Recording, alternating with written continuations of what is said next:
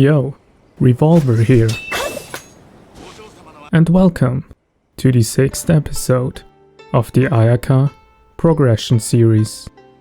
This week was casual. We didn't have any new events going on. Well, we had the web event with the slimes, where you had to play the minigame to get the coins.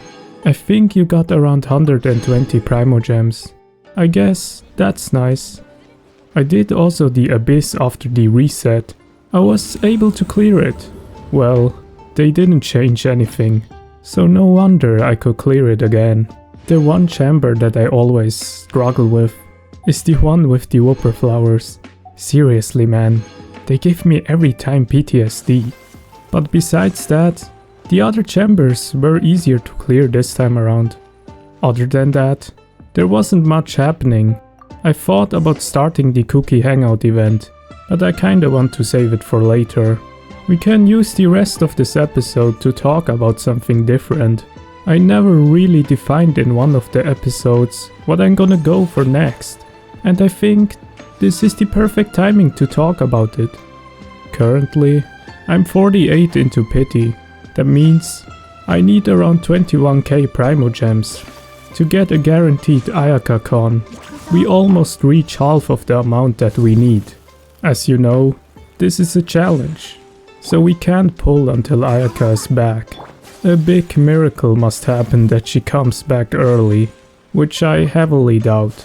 I personally think that we at least have to wait for 6 to 8 months. Until then, we will have a hefty amount of Primogems, but for what am I gonna use the rest of it? R5 Mistsplitter. You crazy? And that as a free-to-play? Yes, I am crazy. I'm generally a person that doesn't like to have too many characters. I don't want to overhaul my account with characters. I just like to focus on some of them and the ones that I like. I like Ayaka, and she is my favorite.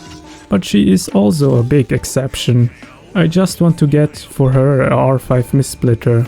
It's just the perfectionist inside me that comes out. Especially when I like something. After getting the last con, I will try to get some refines for the Mistsplitter. I don't know if I'm gonna use up everything.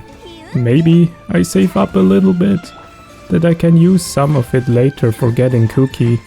I also want to get the Haran, mostly to increase the weapon arsenal for Ayaka, because the weapons that I use for Ayaka are katanas and only katanas. In this household, for Inazuman sword wielders, only katanas are allowed, but also that Ayato has his best in slot weapon. R5 Mistsplitter is the next big goal that I will save up over time. That doesn't mean I'm not gonna pull for any other characters. We are soon getting a lot of new characters. At this point, Cimoooooooo is confirmed to come out in some months. About that, I can do whatever I want. The leaks are unavoidable, no matter how much you try to avoid them.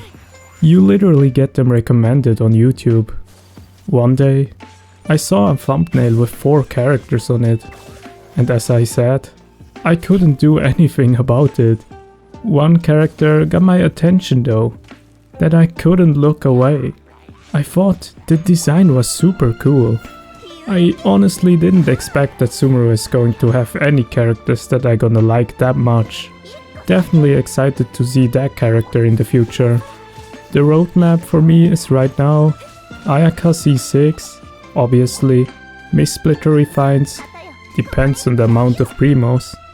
After that, probably Cookie, then the Haran, and depending on that new character, if the character gets a rerun by then, probably for them, or even before Cookie, who knows, a lot of it is in the air. But C6 Ayaka and refines for R5 Mistsplitter is 300% happening. This is the amount of Primogems after grinding for almost 6 weeks. On the second account, I also didn't do much, just the daily grind as always. This is the vague plan for the future that I have right now. It's definitely important to think about what you want to go for next, before you reach a goal. And I don't mean that only for Genshin, but generally in life.